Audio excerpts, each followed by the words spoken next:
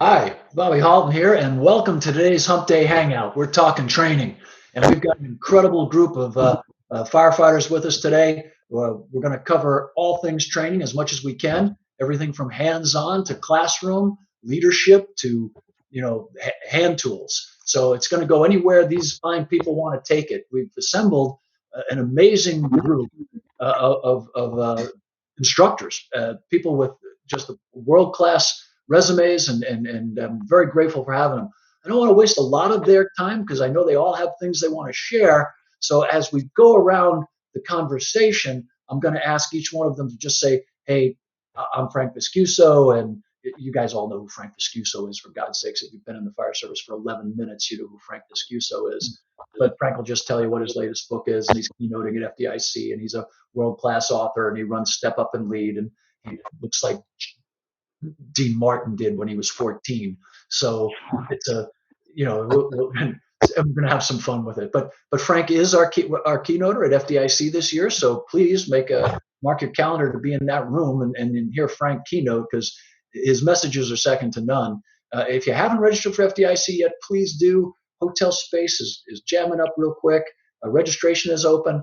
This, the hands-on training does sell out. As a matter of fact, Scott Kraut is on this. He does drilling at the speed of flashover. If you want to take that class, sign up now, because that thing sells out quick. And so make sure you get in and get in now. So it is open for FDIC. Also, EMS Today registration is open right now. Make sure you get over to EMS Today. We'll be down in Tampa, Florida. I know it's asking a lot of you to come to Tampa, Florida in February. I know it's a big ask, to leave the Northeast or leave Minnesota or leave places like that to come to Florida for a couple of days and train. But if you're willing to endure it, please consider coming down to EMS Today. It's a really great event, and it's a big part of what we do. I mean, it's a huge part of who we are. We're in the business of saving lives, whether it's taking folks out of a fire or doing CPR. So it's a really important event. Hope to see you there. So, what other business? Thank you for being with us. Remember FDIC. I'm trying to think of anything else I missed. So that's about it. FDIC EMS Today, and let's start off. So one of the things I think that plagues all of us as instructors, and I still do a lot of training, is where do we draw, especially let's talk about recruits or our younger cadre of guys and gals, say in that 1 year to 7 year category, right? What's the right mix of classroom and hands-on, right? And we struggle with that even at FDIC, right? What's the right mix? And I think it's an interesting question, right? I think some of our skill sets go this way, and some of them go this way, right? In other words, maybe for the leadership and the management, the administrative stuff, it's 90% classroom, book, lecture, and a smaller amount of hands-on. And maybe on the forcible entry, it's exactly the opposite. You got to get tools in your hands. You got to force the doors. Likewise with maybe extrication. So maybe it's a 90-10 split there or something like that. And then I'm going to ask these experts what they think the most two polar opposites are, which that they currently do, because all of these people are involved in training. So that's kind of where I'm at right now.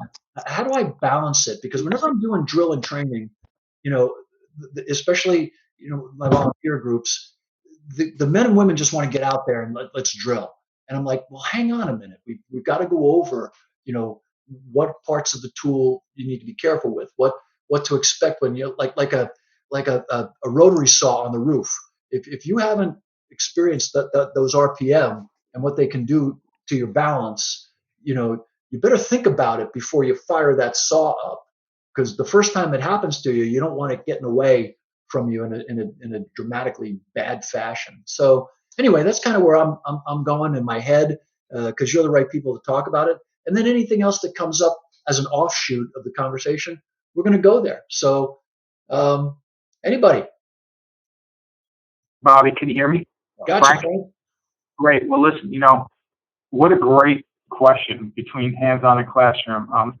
I, I want to start this conversation with you and with everybody by something I've been talking about recently. Now, you know, I'm from New Jersey, but I'm down in Toms River, East New Jersey, and anybody that follows Little League baseball knows that baseball is practically a religion in Toms River. Um, and I coach at any given time. I'm coaching three teams. I've coached all-star teams, travel teams, rec teams, and I'm bringing this up for a reason because in my discussions, um, I like to compare this. When we started a travel team, we took all these kids that had tremendous skill. We put them on a team together. We practiced our skills even more. We had hitting stations, we had pitching stations, we had fielding stations, and then we entered our first tournament knowing we were going to dominate. And we lost 10-0 in the first 4 innings. And that's called the mercy, the 10-run where we were done. And when I sat back and thought about what happened, here's what I realized. We had the talent, but we didn't practice for the speed of the game. And so we came back and we started training, and we never, ever, ever, this has been over a year now, we've never stopped focusing on skills because unused skills fade quickly. But then we started educating them on, on how to think like a baseball player, but also how to play with urgency. And that's the key word when we talk about training. I want firefighters from an early age. I want them to be knowledgeable. I want them to be hungry to learn. I want them to be willing to work. I want them to be teachable. It's very important. But at the end of the day, for years, what we've done in training, and if I talk to anybody that was listening to this, and I may mention this at the keynote at FDIC, but everyone in the country does the exact same thing when they do a search drill. You move a little furniture around in your station. One goes right, one goes left. You find a mannequin, pull a mannequin out, the drill's over. That's practicing the skill, but are we practicing it for the speed of the game? Are we practicing with urgency? You said at the beginning of this call, we're in the business of saving lives. If we can't train our people to perform in tough situations in training, if we don't put them in tough situations, they won't be able to perform in the real world. You know, think about Sully landing a plane on the Hudson. I'm sure he didn't train. Matter of fact, I've heard him say he never trained to land a plane on water. But what he trained to do was to remain calm and perform when things were going wrong around him. So what am I looking for? Is it a person who thinks or a person who works harder? I want both. I want a balance. Give me hands-on, give me classroom, but at the very beginning, as a coach, this is what I'm looking for. I'm not looking for you to come here and let's talk about better ways to do things. I want to hear your opinion, don't get me wrong. But what I want to know, I want to work your skills. I want to make you a great hitter on the baseball field. I want to make you great at forcible entry if you're going to be in a ladder company. So that's just an introduction to my thoughts on this. I mean, honestly, I could probably talk for 4 hours just on this. We have a lot of people on this call. But for me, it's both. I just think when we train, let's put them in tough situations. Let's learn the skill and let's practice for the real world. Because if we spend all our time in books, it's a completely different thing than when the building's on fire right in front of you. And I think we all understand that. Hey, it's Scott. Good. I totally agree with you, Frank. I think you hit the nail on the head, and that's what we try to convey in drilling at the speed and flashovers. That sort of that crawl, walk, run approach, and that there's a balance between the two. You have to have the written and the lecture, obviously for certification reasons and other reasons that we have to abide by. But nothing does us any better than putting those skills to set test. And some people are a lot smarter than me in the educational field talk about fluency, and we live in a percentage-based correct world where we achieve 100%, and does that really prove accuracy? Does that accuracy mean mastery? And I believe it does not. There's a time and a place for it. However, as Bobby alluded to, you need to know what the pieces are in the saw and how it runs and what those RPMs are going to do and what RPM even means anymore. But then you have to get out there and run the saw, and you have to run it in that scary, fast environment. So I try to think of things along the lines of somebody can get 100% on a test, and yes, that's a measure of one's intelligence. But in our line of profession, whether it's CPR or pulling people out of fires, I think it really comes down to fluency, which is speed and accuracy. So to achieve that, I think exactly like you said, great analogy with the baseball teams, is that you have to start somewhere and then progressed to a level that in our world is stressful and unforgiving, and we don't know what it is. We don't know what Sunday game day is going to look like. We have a playbook, but we never know what Sunday is going to look like. So absolutely agree with that. Bobby, Scott, can you guys hear me? Yeah. Okay. And one of the things that I'm noticing with the newer generation is they do actually request a hands-on a lot more than the classroom. Now, some of us instructors that are bound to state lesson plans through state certification programs, we're in the classroom some, on the drill field some. I'm seeing a lot on my end of maybe a 75, 25, 75 hands-on, 25 classroom. I do think the classroom is important to one extent with the distraction elimination. A lot of times you're on a drill field, you have some distractions, you have extended rehab times, to kind of pull you away from the drills. Everything has to be planned out. And Frank, I'm going to bounce off of the baseball analogies. I think frequency of the training that you're doing outside is also important. I mean, you were speaking of baseball. I actually coached travel baseball here in North Carolina for a while too, and one of the things that I pushed was, you're not going to become a great baseball player coming to practice 2 days a week. You've got to work at home. You've got to work outside. So the hands-on training frequency is also very important.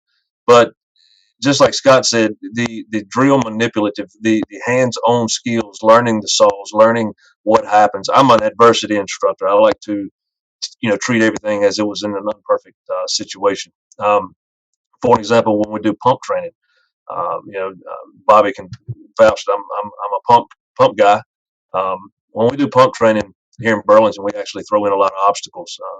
We with the frequencies that we are training, we do tend to become comfortable with the drills that we're performing. The right hand wall searches in a search, the VES drills, the vertical ventilation drills. We become comfortable now. Throw in some obstacles as we go. And the classroom obviously is not the best case scenario to be doing, adding in those obstacles. The classroom having that 100% attention, all eyes on the instructor. Also, an opportunity for the instructor to learn from his students. That was one of the greatest things that one of the greatest aspects of being an instructor for me was the things that I have actually learned from students. I know what I teach, but what they're able to teach me, I'm able to pass on. But the classroom is important. However, I think at the end of the day, what we all see that we, the services that we're providing the citizens that we're responding to, the hands-on is where you're going to master your skills.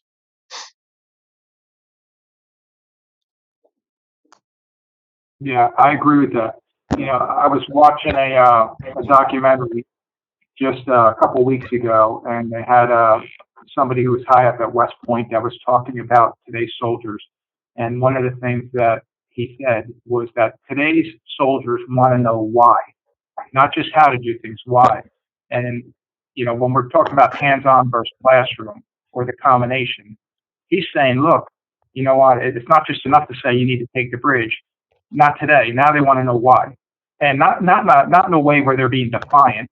I can't stand, firefighters that, let's put this, firefighters get themselves in trouble in two different areas.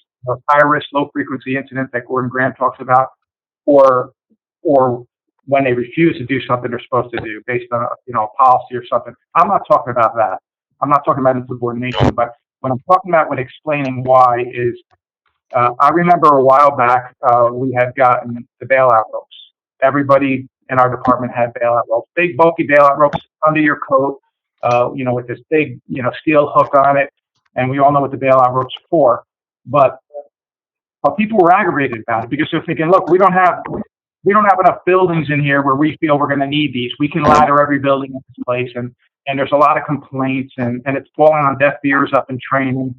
And it was real easy for them to make them understand the importance of a bailout rope once they watched the video or attended a conference or had a conversation with someone like Eugene Solowski or Jeff Poole from FDNY that had the bailout, who had friends of theirs that lost their lives because they didn't have that rope.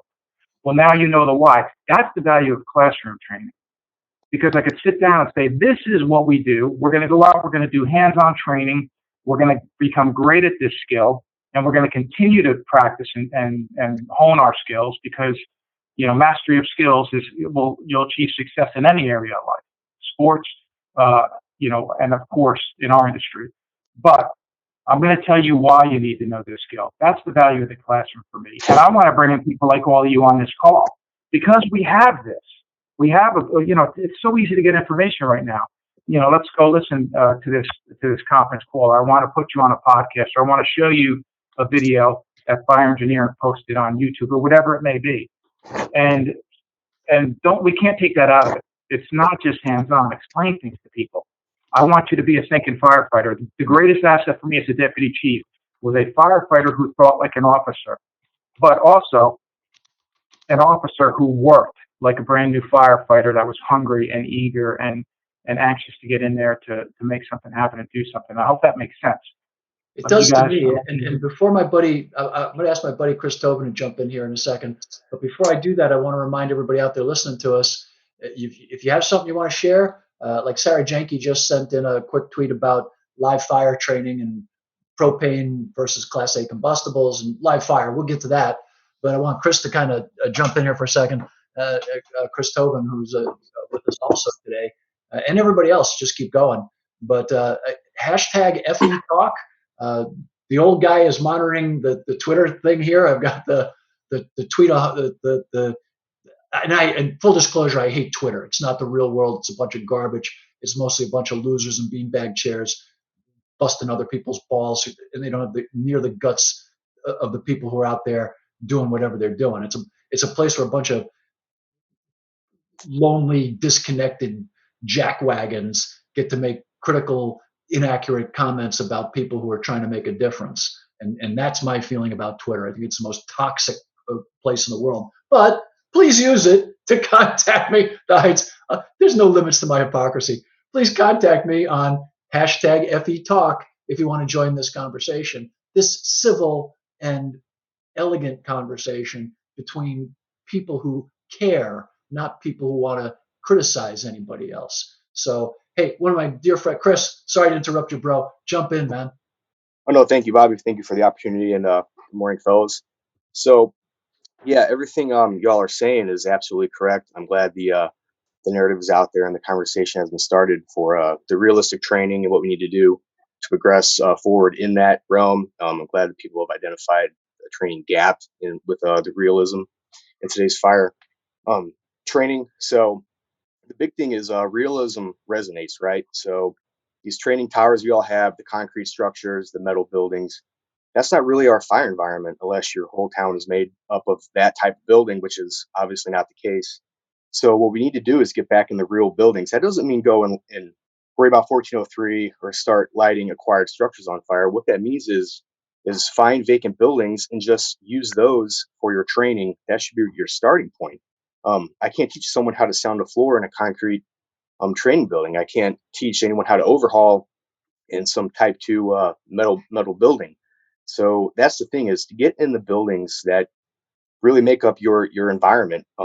A skill can only go as far as the environment that it's honed in. So that's going to be the baseline. And if all your skills are honed in an environment that you don't practice them in or need them in, then where does that leave you? So you're just selling yourself short at the end of the day, especially under times of duress. Like Chief has already said, the fires these days are far and few between. So the environment is even much more important than it was previously. So the main thing is just analyze your building stock, and whatever skills you need to hit on, you need to find the buildings that are protecting more than not, and hone the skills there. Whether that's mobile homes, whether it's high-rise, mid-rise garden apartments, legacy construction, or modern construction, you should be training in those types of buildings for whatever skill it is you're trying to do. Should start there. Should start with the building and work out from there. Chris, I'm glad you mentioned that. Many municipalities have that opportunity to reach out to their public works, some of their planning divisions, building inspections, and have those individuals keep you informed of any buildings or homes that are scheduled for demolition. And then continue to do that in Burlington some and haven't lately, but we do have that opportunity. They got me on the email chain, so I'll get those emails. I'll go out to those homes, those buildings, those commercial buildings. Great Type 3 construction opportunities there. We get up on the roofs. We do some roof cuts. We do some wall breaches, forcible entry. We do some search in, like you said, unfamiliar locations. We go out to these drill fields. We got the 4-story towers. We got the smoke shacks. We got the burn buildings. And what we tend to see is over a long period of time, those buildings on our drill fields are treated just like that. They're treated like our training structures, and it's hard to disorient any firefighters in there or set up certain drills in areas because they already know what it looks like. Like you said, we need to get into those acquired structures that we don't know what the inside is. It cut up? Is it open airspace? Type 3, is it balloon frame? Can you get in and move around, or is it compartmentalized? Set up certain drills in those because that's what we're responding to. That's what we're going to. So just a piece of advice, for anyone listening, reach out to your building inspections or planning departments in your municipalities and in your counties, and get them to keep you informed of any buildings or homes that are scheduled for demolition. Get in touch with those property owners and get out there and take advantage of those opportunities. Yeah, I Listen, couldn't I'm agree ready. more with that. That's huge. You got to reach out to your property assessor, your assessor's department, whatever county you're in. Get a list of those buildings you can train in. That's definitely a key aspect of finding those buildings. And a lot of people just want to light things on fire, but when it comes, and we all know this, when it comes down to it, I can teach 99% of the skills without fire. Fire is almost a novelty part of training. I don't need fire to teach you most of anything. What we don't need to light the building on fire. That might fill classrooms, but that doesn't fill minds. What we need is the sets and the reps inside of actual buildings with, like you said, the layouts and just the building construction and how all that throws in and creates a one giant, collective skill set. So the fire is great if you can do that, but that's not the end game with training in acquired structures. So. I agree with you, Chris. On that topic, real quick, I want to let you know that the very first article that I had ever written for fire engineering was on how to acquire buildings for training. I spent as my training officer for our organization, and that, I think, was the thing that I'm most proud of. Was I had relationships with contractors and brokers. We spoke to the building department and said, if we have any buildings that are going up or being taken down in town, let us know. And, they weren't really too concerned with that as much as we had a great relationship with them. But it wasn't until I started having better relationships with contractors and real estate brokers in town, because a lot of our real estate brokers were the ones taking the buildings, knocking them down, and having 2 and 3 family homes built. And they were the ones giving us permission to train. And in that article, I talk about how to do it. I just want to share it. You can just go to fireengineering.com and Google it. And it'll give some people insights on how to get that. One more thing on Bobby Halton talked a little bit about social media. I'm really passionate about this. We have to, and this is a sidebar, and then I want to get back to this conversation. We really have to do a better job of supporting each other on social media. You all know that poem, the credit belongs to the man in the arena. Well, today it should be the credit belongs to the man in the arena, not the one who hides behind his keyboard and criticizes everybody who's out there actually fighting fires. Social media, I like that there's videos out there that we can learn from, that we can bring back to our station, and we can sit down with our crew and say, hey, watch what they're doing right, watch what they're doing wrong, and let's talk about how we can do it better. We have this tremendous ability to learn in ways we couldn't in the past. But at the same time, everybody wants to sit there and criticize. And I remember a very good friend of mine from Camden Fire Department was being criticized in a photo. He was being criticized by something he was doing wrong on a scene. But what the people that were criticizing him had no idea was that on that particular day, Camden had about 24 fires. 24 fires because there was someone going around lighting vacant stuff. They were criticizing him for not having a Scott tank on when he was trying to force entry. And the reality is they had no air left. So you don't know the whole story. But I loved his response. His response was, listen, son, I don't know how many fires you've seen in your life, but I'm pretty sure that this building has seen more fire than you have. But anyway, back to this conversation. Yeah, acquire buildings. You're 100% right. I'm a huge supporter of that, especially since most communities, if you go down any block on most communities, a builder may have built 2, 3, 4, 5, 15 buildings right in that community. You get in one and you can see how most of them are laid out. So we're getting a ton of great questions. I just want to let everybody know. I want Shay and Ricky to jump in here in a second. I want to throw this question out so we can kind of think of it while Shay and Ricky had some things they wanted to say about where we're at right now. It came to Joe Pernesti, who everybody knows does a great job, Main Street Fires. Joe does a lot of great training on that. He'll be at FDIC. Joe is also going to be doing a podcast series with our authors starting on fire engineering pretty soon. So Joe will be calling you when you put up an article. But Joe says he wants to know what you all think, and think about this, about allowing failure during training, right? Like a Mayday drill that isn't successful, if the firefighter should run out of air, etc., while they're trying to complete the Mayday drill. So we'll keep that in the back of our minds, or if Scott and or rather Ricky and Shay want to jump in on that. But I wanted to hear some of their thoughts real quick, and couldn't agree more. The other question that came up in my mind for everybody to think about while we're going down the list of questions regarding training is what kind of smoke are you using these days? Because the theatrical smoke, we've learned a lot about glycerin-based smokes, and some of the, we had this misconception that some of the theatrical smoke we were using was absolutely harmless, which it turns out it isn't, and there are some issues with it. Not for everybody, but for long-term repeated exposures and some of the oils that were in it. But just want to get, you guys all do a ton of training. I know Paul and Chris use a lot of theatrical smoke in their training, so I just want to find out what they were using, what they'd recommend, and what they're doing with it, because we're keenly interested in that, and we've got a direction we're heading with FDIC. So I wanted to see where you guys were. So anyway, a lot of questions. Please keep sending them to us. That's hashtag FE Talk. I am paying attention. So Ricky, Shay, what do you think? Yeah, I was just going to kind of go back to this training portion. Is that I've never been more rejuvenated about training till I went and saw Scott Kraut's class at FDIC, just to see the youth that was out there and learning in a new dynamic. It's a really interesting class. I have to admit, the first couple years when Scott was teaching, I was a little like, I don't know if this is going to catch on.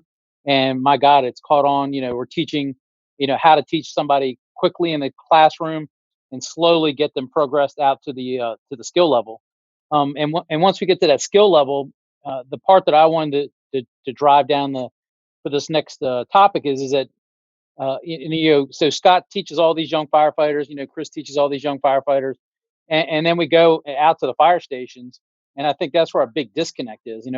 We go out, and now these young kids are trained and everything, and then we go to a call, and we downplay the call so much that they don't even get to practice the skill.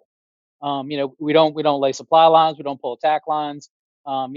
Let's hope everybody still gets dressed and wearing their PPE correctly and everything like that. But we downplay these calls so much that we don't use the real world environment to stretch our lines and take our ground ladders off and throw them up against buildings. I mean, that is just precious time lost. I mean, if you can't go to the training academy, depending on the size of your organization, hey, not everybody's going to get to go to training. But hey, we are going to get to run a call today. If it's a food on the stove call, my goodness, we can practice putting our gear on. We can practice putting our SCBA on. Are they doing it correctly? Are we laying supply lines correctly, pulling attack lines correctly each and every day? And the company officers and chiefs that are allowing us not to do that are doing a disservice to the young firefighter that, think back when you're 20, 21 years old, all you wanted to do was put the costume on. You just wanted to put the coat on and you wanted to go do the craft. And now we're taking, I think company officers and chiefs are taking, and departments are taking that away because, hey, well, let's not do all this. We don't want to stress them out too much. We don't want to work them too hard. And, I would love, to pull an attack line 3 times a day when I was a younger firefighter. Hey, mid-level firefighter. Hey, today I'm gray hair. I'd still like to pull an attack line. I don't get to ride it because I'm not fast enough, but, for these youngsters, but that those parts of training also, it just doesn't start in the academies. It doesn't start in in-service training or recruit training. It happens every day in the firehouse, and we have to make sure that we foster that for our firefighters. I agree with you, Ricky, and to kind of go back to what Bobby started with between the hands-on and the classroom portion. I think the balance, it depends on each student, and it's gonna depend on the topic. So for me, when I teach, I really like what Chief Esquizo talked about is kind of giving them that why. It kind of maps out that neural pathway that you're trying to plot for them. And if they understand kind of where you're going as a group, I think they're going to get there faster.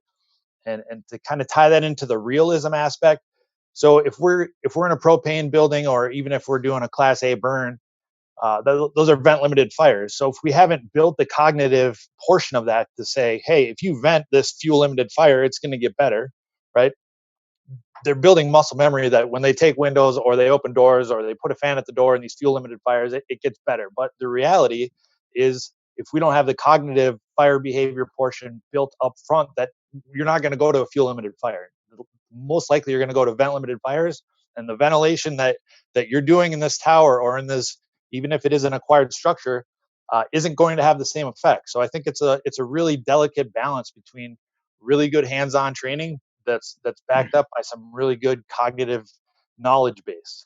So as far as mistakes, I think that's a great question. And I don't know how you guys do it. Well, I've been to most of your classes at some point, so I know a lot of you do it. But I think allowing mistakes in training is absolutely essential. I think if you're not making mistakes, that doesn't mean you're some great instructor. Or if your students aren't making mistakes, that doesn't mean you're a great instructor. It means that you're probably not challenging them enough, and you're not getting them out of their comfort zone. So I think how you respond to those mistakes and how you use those mistakes as coaching opportunities is really going to establish your instructor type and your relationship with your students. So I think you have to use them as learning opportunities, and I think you have to almost welcome them, because without them, you're not really pushing your students. Yeah, we talk about making mistakes, and I had this conversation recently with a kid I grew up with who is now a colonel in the Army, Thomas Felty, and we were talking about micromanagement. And I said, do you micromanage? I mean, he's in charge of our infantry, right? So I said, do you micromanage people during training? He says, no, never. And we had a very direct conversation and very, I guess, educational one for me, because he said, Frank, let me ask you a question. He says, when's the last time you put out a fire? And I said, well, we had a great stop a couple weeks ago. He goes, yeah, but when's the last time you put out a fire? I said, a couple weeks ago. He goes, I don't think you understand what I'm asking. You're a deputy chief. Where were you when the fire went out?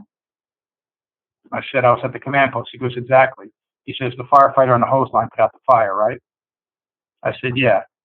He goes, my job, talking about his job, he says, my job is to prepare soldiers to either kill or be killed.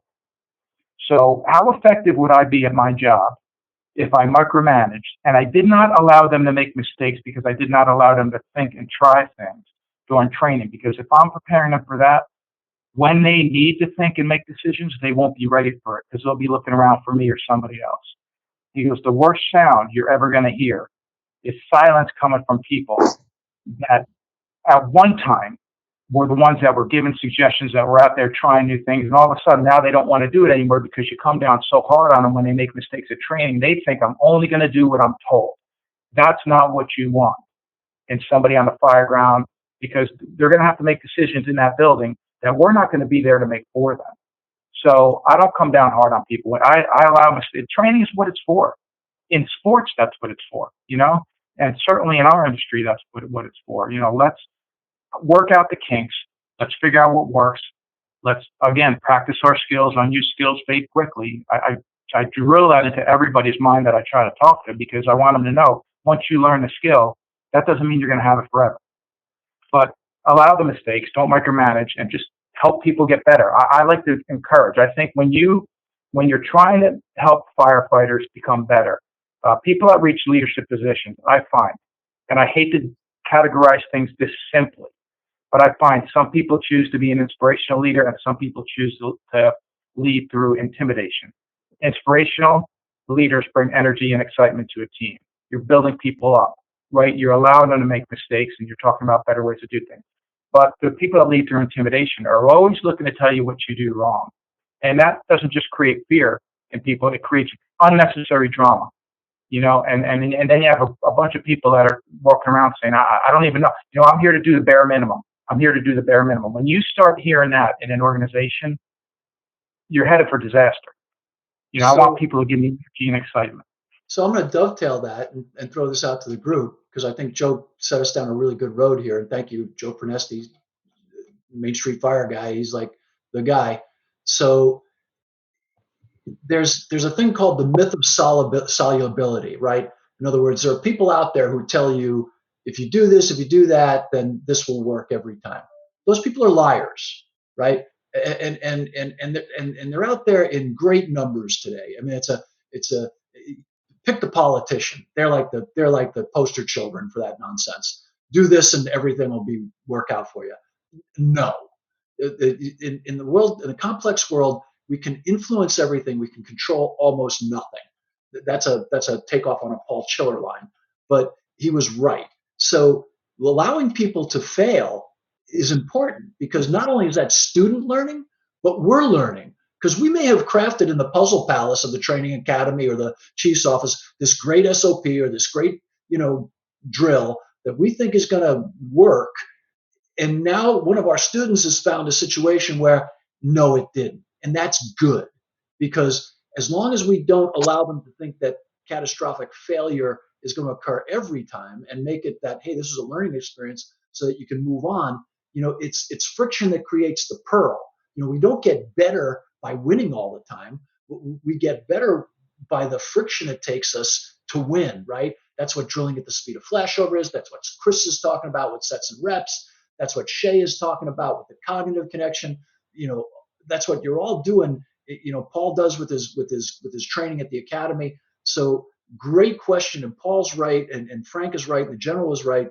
You can't micromanage, but when those happen, capture those moments and celebrate them, because that, my friend, is the real world. The real world doesn't have your SOP, right? And all decisions are made in context. And if you think you can write an SOP for everything that the American firefighter is going to encounter on a daily basis, you're about the most delusional narcissist on the face of the planet. And trust me, we have those people, right? And they'll promise you the world. I'm not that guy. The world is full of uncertainty. Embrace it. It scares the hell out of me every day. As I get older, it scares me more and more, because I discover how little I know and how close I am to losing it. So but what's really awesome about doing it in training, and what Paul and Joe's comment to us is that, yeah, not all of our drills are going to get you out of everything 100% of the time, every time. And every opportunity we can have to learn is a good opportunity. And I know we always say don't let people fail in training, but I don't know. I think that Joe set us down a really interesting path here, and I hate that. I absolutely agree that in a complex world that we live in today, that myth of solubility, whether it's firefighting with fighting every fire from the outside, or fighting every fire from the inside, or climate change, or economic systems, they're lying to you. There's no perfect system, there's no perfect out, but there's a lot of great ways to win. You just gotta learn as many great ways as you can. Does that make sense? I don't know. Yeah, no, I think Go ahead, going Bob. back on the mistakes, for me, I think when you're, as an instructor, when you're creating an environment where you're welcoming mistakes, as an instructor, it allows you to also challenge yourself. So maybe instead of giving the same old PowerPoint or whatever, you might try some new technology, or you might try some new things. And if you've established an acceptance of, we're going to challenge ourselves, and we're going to try new things, and sometimes they're going to be grand slams, and sometimes we're going to strike out, but we're always going to be kind of pushing the envelope to get better, then mistakes as an instructor are much, much better digested by your students. And it's just a creative process that you're working on together. I think it's a pre-mortem, not a post-mortem. So like before exactly. The patient dies, let's do the autopsy. Because after he dies, it's just interesting for you, not him. Yeah. And the other thing that I would say as a firefighter, one of my pet peeves is when instructors at the end, they tell you all the things you did wrong. They let you make the mistake and they point it out, but then they don't leave you with the confidence. So I would just ask instructors across the country, if you're gonna eat my lunch for a mistake, at least give me a chance to correct it, so I can leave your drill with a little bit of confidence before I go on my next call. Hey, Shay, I think that's a great segue to what I was thinking about is there's a difference between failing on the training ground versus leaving the training ground of failure. And I think that's a very important distinction. We want failure. We don't want failure in the wrong environment. And along with what Chief Halton was saying, the protocol the situation doesn't always match the protocol. So we need to train to above that. And I use for the basis of sort of my thought process on how I think about this. I use a quote from Daniel Kahneman with Thinking Fast and Slow, which is kind of global, but it puts things in perspective for me. And that the situation has provided a cue, and this cue is given the expert keyword access to information stored in memory, and that information provides the answer. Intuition is nothing more, nothing less than recognition. And to me, the few key words there is the expert, and that's what we're doing is we're creating experts from day one. And I think all too often we expect high performing individuals out of recruit school, and that's not what recruit schools are for. That's the foundation. That's the legwork to get them to the Phillips screwdriver is a Phillips and not a plus, and the flat's not a minus. That those are the building blocks, and then we build on those. And as instructors and as senior firefighters or informal leaders, I think that's our mission is to create the expert. And all the literature says that takes years and maximizing your reps and sets, just like Chris was saying. And just to dovetail real quick to the smoke thing and the live fire that Chris was talking to, I totally agree in that we're building the skills. So we don't need to have fire in every scenario. And as far as smoke machines go, I'll be honest with you, and I don't work for Reynolds, but Reynolds Wrap is some good stuff. And if you put that on the face piece, you can save yourself a little money and still get that not zero visibility environment, because that's not, let's be honest, that's not how we operate daily. We operate in a minimal visibility environment. And we can still use our thermal imagers and still use our flashlights and achieve the same goals. So good stuff.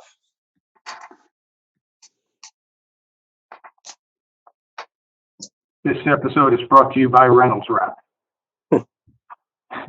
Listen, hey, earlier when I was talking about, the baseball analogy and how we need to train with urgency, we were in a situation with retirements where we had about 40% of our department had less than 2 years on the job. And we were doing a search drill once, and I remember thinking, again, I don't want to do that simple, basic thing of go right, go left, come out with the mannequin, you're done. We've done that plenty of times. So what we did is we started with going over our guideline. And Bobby mentioned, there's not just one way to do things, and you may fail. That's why I've always liked SOG over SOP, Standard Operating Guideline. It gives you a little room to say, wait, we had to do it different here, and here's why. But we talked about our guideline. We talked about common searches, event enter search, oriented search, traditional search. And mostly I'm talking to new firefighters, but I had a bunch of new officers there too. And so we talked about common hiding places. We talked about, and think about this, I guarantee you, if you have a 100-member department and you're listening to this call, and you ask privately all 100 members, if you ask them, what do you do when you mark a room after you search? You're going to get different answers, which means when somebody goes in there, they won't know if the room was searched or not, just based on whether you turned a mattress or left something at the door or radio communication, whatever it is, simply because maybe you have 3 different groups, but really you have 3 different departments. So we went over, here's how we do things, so we're all on the same page. Then we went to the first of 3 stations that happen simultaneously. One goes right, one goes left, find a mannequin, pull the mannequin out, but then I had them do 10 flights of stairs, not running, but while still on air, 10 flights of stairs. Now they're hot, they're sweating, they went through some air, they're already a little bit tired, they move immediately to the second station, and then we time them. Why? Because we're just putting a little urgency onto it. But from there, we immediately move them into the third station where, again, they're being timed. Now, this is the 3rd time in a row they're doing the same drill. So, again, we're practicing the skill still. And the 3rd one, we added some kind of a challenge. What kind of challenge? In one, for example, we turned up music real loud. The purpose is now you have to learn how to overcome this challenge. You can't communicate with each other the way you just did the previous 2 times. I'm not trying to see them fail. I'm trying to put the pressure on them in training because they're going to have pressure in the real world. Now, granted, this isn't how I start. I don't take the new firefighters and say, this is your first search drill. This is how we're going to do it. They've already done 10, 20, 30, just at the academy long before they came to us.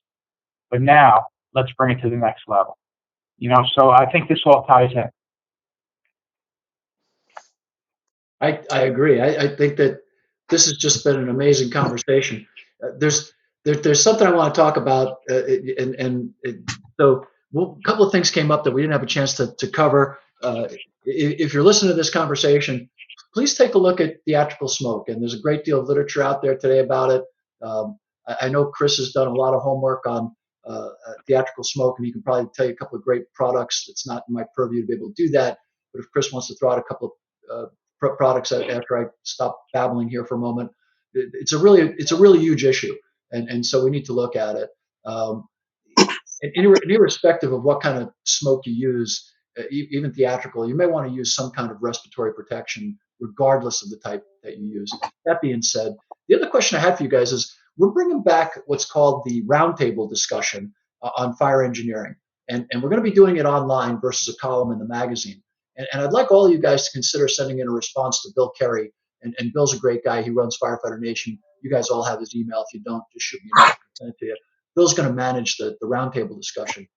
But, I want guys like you guys, like Shay and Chris and Scotty and Eric. And we want guys that, I don't want to put it out on Twitter where you have, folks that, just being mean.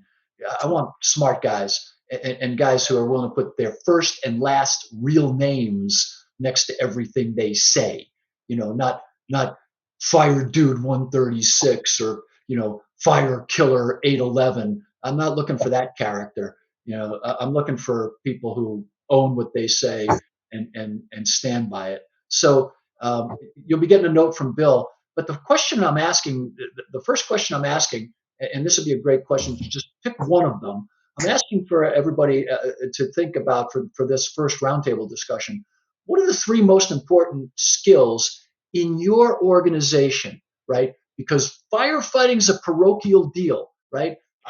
I'm working out here in rural Oklahoma with some volunteer fire jobs, and if you don't know tractor rescue and you don't know things about silos and you don't know stuff about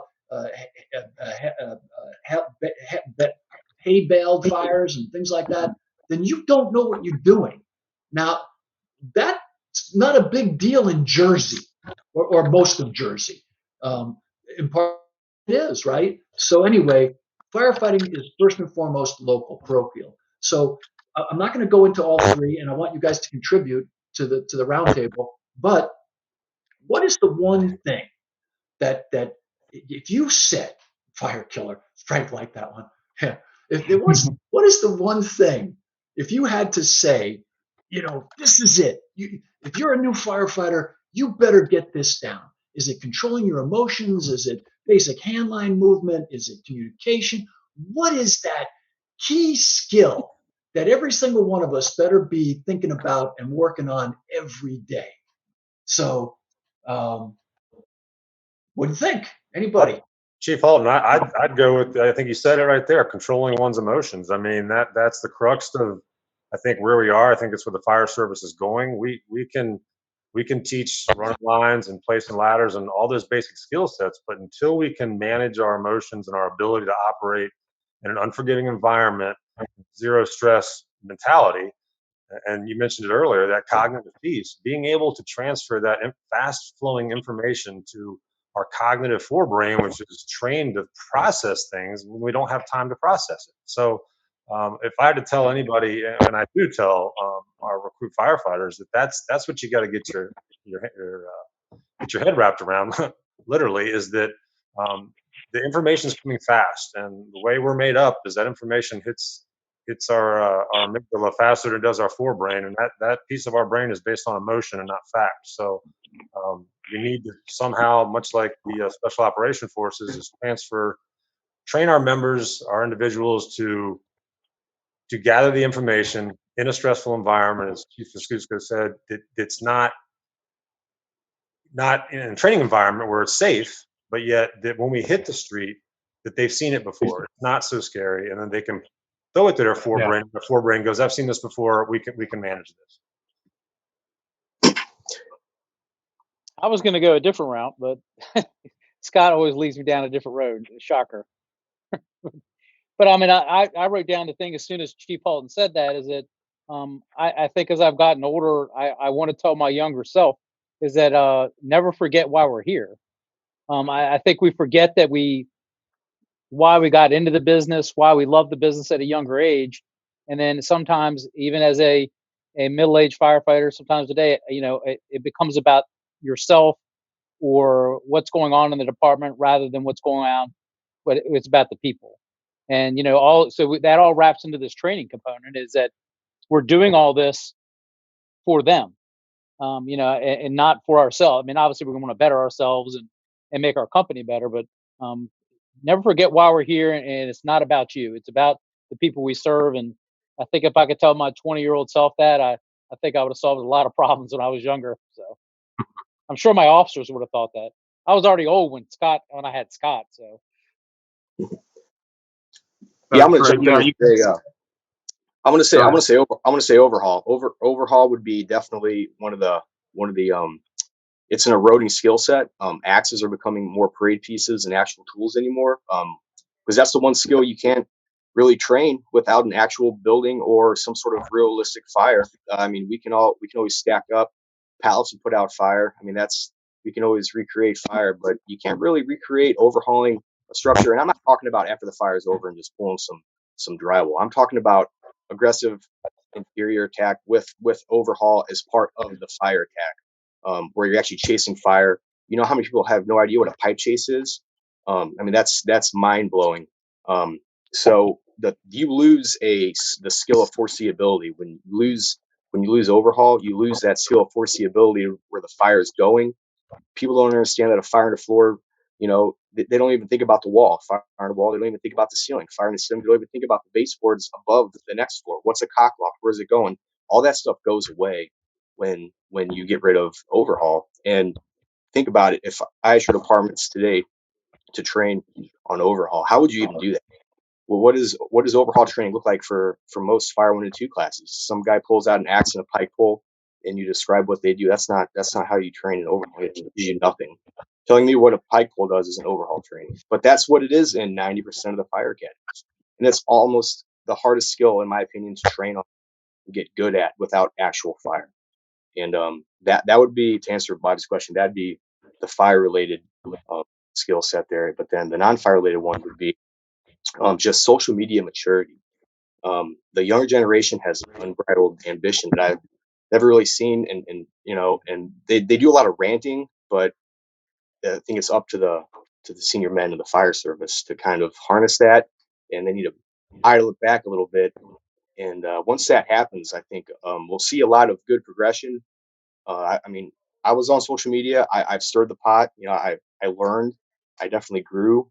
The 5 years that I was on social media, and I went from one of the people that did a lot of bad to making something better of it near the end. And that's because I saw the mistakes I made, and I instead of just you know ranting about an opinion, I said, well, these 280 characters aren't really teaching anyone anything.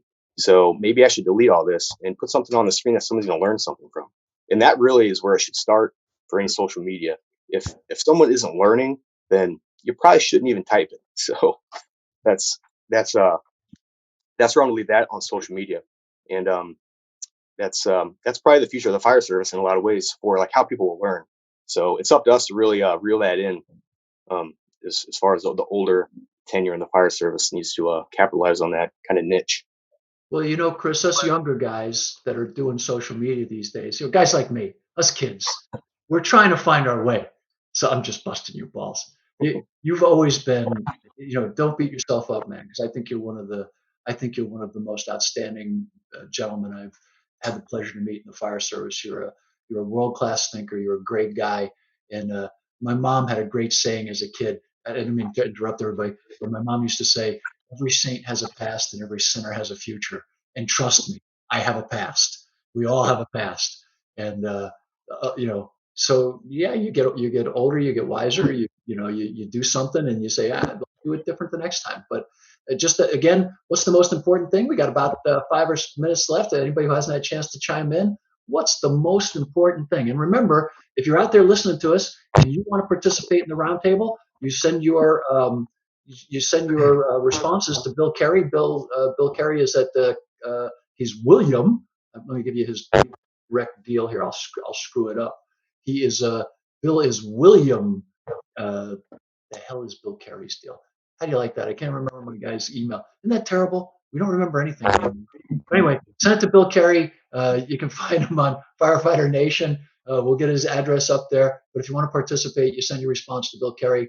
This question this month is going to be, what do you think the 3 most important things are that firefighters should know? But right now, we're asking this panel, what's the most important thing? And we've had some pretty interesting answers so far. Bobby, it's so hard to answer that because when you talk about just the one thing, with us at one point, we realized that one thing was just getting back to basics. Water supply, line selection, vent, laddering, search and rescue, forcible entry. It was way more than just one thing. But there were some great answers here, and I just want to leave 2 words that I think are very important that I look for in people. I don't care if they're brand new firefighters or brand new chiefs. 2 words that I think if you can find a balance in these 2, it's going to help you be great at anything you do, not just our industry. Grit and humility. If you could find that balance of grit, I'll do anything I have to do to get this job done. I'm a fighter. Because anytime you lose your will to fight, somebody who has the will to fight controls you. But humility and knowing that there's always someone better. I have conversations with you, Bobby, in private, and I'm here. And I've written 8 books, and you use words that I've never heard before. So if you ever want to be humble, I sit here and I have conversations with people, and I think, I have a lot to learn about writing, about leading, about what it takes to be a great firefighter. After 26 years, I still have a lot to learn. I feel like I was just scratching the surface. So I think it would really benefit anybody listening to this call to understand grit is important. Humility is maybe even more important. You don't know it all. I agree with that, Frank. 100% agree. But and going back toward maybe the tactical side, and what you just mentioned about fundamentals is I think we definitely cannot lose sight of fundamentals. And Bobby, I think if you had to say what is the most important thing, I would have to go back to the entire list of fundamentals instead of breaking that down to one thing. They say fundamentals is what you need to fall back on when all hell breaks loose, but why not make all hell breaking loose part of your fundamentals and do kind of some of the things that like Frank was discussing earlier about adding in some of those challenges, and I'm an advocate for that. I do that as well. I think it's important, but fundamentals are important. Now, going back to what Chris said, I mean, great answer. I'm not even going to try to top that. Wow, but fire behavior I think is very important. And I know, kind of banking off of what Chris said about fire not necessarily needing to be there every time you train and in every drill, but understanding fire behavior, because it plays into so many more different things, such as victim survivability. I mean, I think I saw something on social media, and I apologize to Houston for not knowing all the details of it, but I saw something on social media about Houston making a grab, and the entire structure was 100%, well, almost 100% involved, with the exception of one room. Well, that's where they made the grab. So understanding fire behavior and understanding tactical decision making on the fire ground when it comes to risk assessment, that's the stuff that we're doing. We can continue to train on all of the aspects of the fundamentals, but having an accumulation of that to help us make our decisions more comfortably on the fire ground, and even back to why are we doing this? I mean, ultimately, at the end of the day, we have to be ready to make those decisions, for the best interest of the citizens that we're providing services to. So, using those fundamentals, I think that is one of the most important. And speaking of fundamentals, I'm going to throw in a plug for FDIC. Those fundamentals can be acquired at FDIC. Some of the most world-class instructors that I've ever been exposed to. Chief Halton, you can obviously vouch for that. Saying those names out. Fundamentals, FDIC, wonderful place for fundamentals. So take advantage of that. If you're not already signed up, sign up. 10 minutes. Well, I think did we get everybody? We did. Good. Wow. What timing too. Yeah. And Hold on. thank you so much for the plug for FDIC. That was just huge. And the chief is exactly right. Paul, we are rapidly running out of time with FDIC registration. You know, you got to get in there if you want to get into these gentlemen's classes for sure. They will sell out. The classrooms don't. That's first come, first serve. You just got to beat the crowd. But remember, last year you had 40,000 of your friends there with you, so it was crowded. And we're already way ahead on registrations. So please get in there, especially for the hands-on. This year looks to be just an amazing year. Steve Chikarotis and Frank Viscuso are our keynoters. We've got a cadre of special guests that are coming this year, which is amazing. We've got some incredibly, as Paul just said, it's everything at FDIC from what you need to know day one to talking with guys like Harry Carter and guys like Billy Goldfeder and people of my generation, older guys like me that have been around for a long time, and just looking back and just some as Tommy Brennan used to call them, random thoughts that we have about life in general, which is kind of a useful thing. We're going to have a brand new thing this year at FDIC, and I hope you'll join us on Wednesday evening. We're going to be doing an after hours. It's going to have myself, Bill Guston, John Norman, and I'm brain farting here at the moment. We have Rick Lasky and John Salka. So there'll be 5 of us up on stage, and we'll be just having a conversation with everybody and anybody. And we hope everybody comes. There's no script. So we'll be doing after hours on Wednesday evening. It's just a group of guys sitting around, I'll be wearing a smoking jacket like Hugh Hefner used to do. I'm just kidding. I don't own a smoking jacket. The only smoking jacket I have is a job coat. So, but I really appreciate you being there. I really appreciate this group because the folks should know. I asked these guys this morning if they could join me, and I asked my friend Ricky if he could kind of manage our training date. The first hump day of every month is a training day. It's all about training. So Ricky's going to be jumping in with the good folks from Traditions Training. If you're looking for solid training, you can't have a better group of people here to talk to than the folks from Tradition or Frank Viscuso or any of the gentlemen on this call. Chris has a huge network of folks that he trains with out there in the training world, and they're all great guys. The expression that the Fools came up with years ago was train every day so that everyone comes home. That was the idea. If I could impart to somebody what the most important aspect in the fire service was, it would be curiosity. And curiosity means that you just train and train and train every day. Malcolm Gladwell once wrote a book about he was a ripoff of the theory of large numbers, and basically he boiled it down to you had to do something 10,000 times. Well, that's not true. You may have to do something 10 million times because it's that important or that nuanced or that complicated.